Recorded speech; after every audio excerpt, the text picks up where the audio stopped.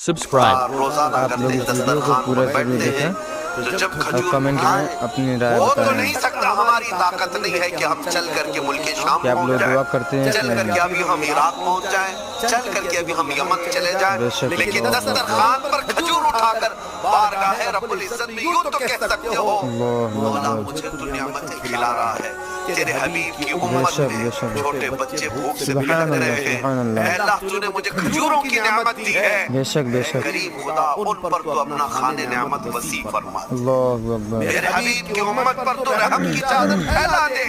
उनकी आजमाइश के दिनों को तू मौला अब खत्म फरमा दे।